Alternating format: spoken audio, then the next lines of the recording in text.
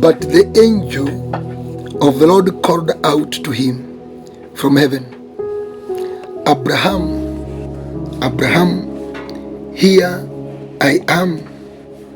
He replied, do not lay a hand on the boy, he said. Do not do anything to him. Now I know that you fear God, because you have not withheld from me your son, your only son. Genesis 22, verse 11. Hearing the voice of God. I will keep on insisting again and again that at no time will God speak and his voice doesn't carry something that is good.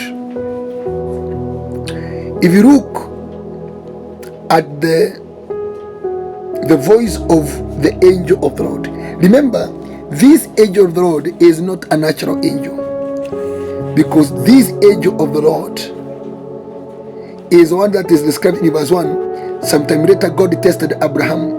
He said to him, Abraham, here I am. He replied. Then God said, take your son, your only son Isaac, whom you love, and go to the region of Moriah, sacrifice him there. So it is God who was speaking. So how can God speak to him at the beginning, and when it is in ultimate, said an angel? That is what we call pre-incarnation of Jesus Christ, the angel of the Lord, pre-incarnate Jesus.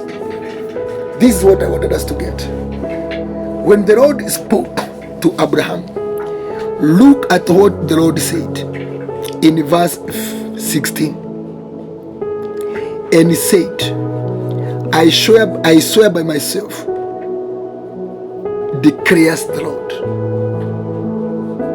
that because you have done this and have not withheld your son, your only son, I will surely bless you. So when the voice of God is released to you, it carries the blessing anointing.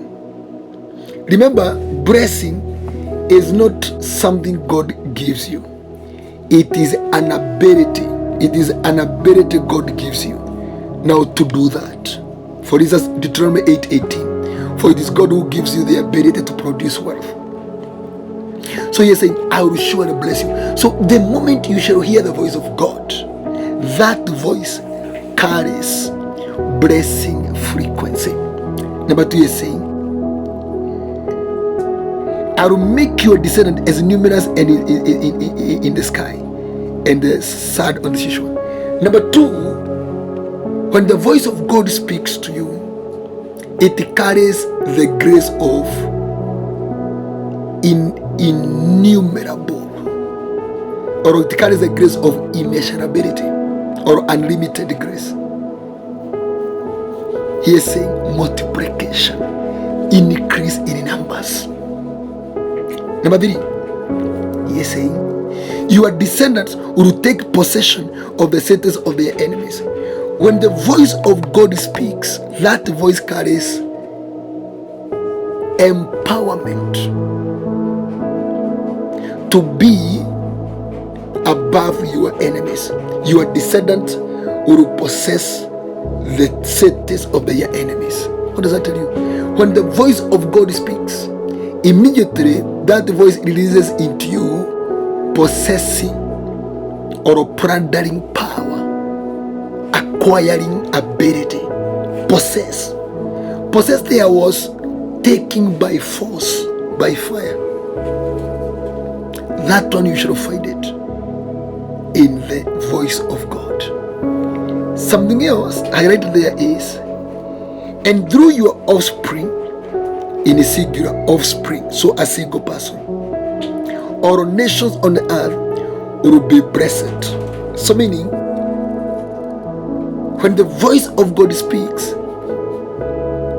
it institutionalizes you. The voice of God turns you into an institution, or as a transmittive source. The voice of God has the power to make you a transformer of transmitting blessing to others. Imagine. God just spoke, and this is what he is saying. And I think the problem we have in our modern day time is we are walking with God who is not speaking. This speaking is not a dream. If you look at verse 15, the angel of the Lord called to Abram from heaven a second time. So it is a call, it's a shouting. It is somebody who is using energy. Abraham! It is a second time. Because the first time is in verse 11. But the angel of the Lord called out to him. So it is an audible voice which you can hear. So how did Abraham position himself in hearing the voice of God? Number one was being Abraham. Yes, we saw Abraham, God speaking to him, and now you see Abraham. So that transition, becoming Abrahamic, being Abraham, being spiritual from being carnal. That's very important. Number two is Isaac. The first voice in verse 1 to 2, that voice is coming because of the sacrifice. Isaac. There are people who have never known how to offer their Isaac. And here, you notice here, the Lord provided a substitute, which we see it as Jesus Christ. But if you read Hebrews 11, it says, indeed Abraham sacrificed Isaac. Even when you read James, is that James 2? He says, Abraham indeed sacrificed Isaac. That is very important, Isaac. That is what we call ultimate sacrificing. Something else is an altar. If you look at verse 9, Abraham built an altar there. The Lord speaks to those who know how to operate from an altar. Look even at the witches and the sorcerers. If they want their ibudu to speak to them, their ancestors or the gods of their ancestors, they go to their shrine and they do their incantation and enchantment there, and then they say, Mababu anasema, the ancestors are saying, or the gods of our ancestors are saying. So what does that tell you? Imagine the people of the world know the principles of the spirit than even us Christians, because it's altars, we are trashing it. They come in the Bible, they pick what we have neglected and they use it against us because of ignorance. Spiritual ignorance is bad. So build an altar, and that altar is the cross of Jesus Christ.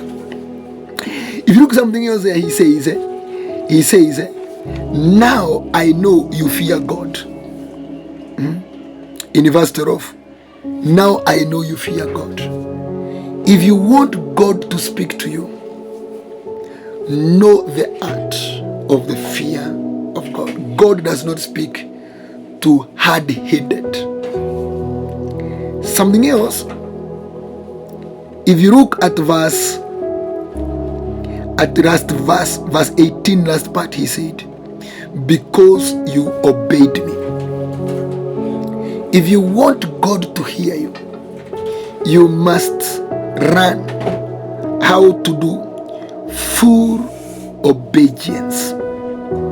God speaks to them that obeys him. More than that, the last point is loving God.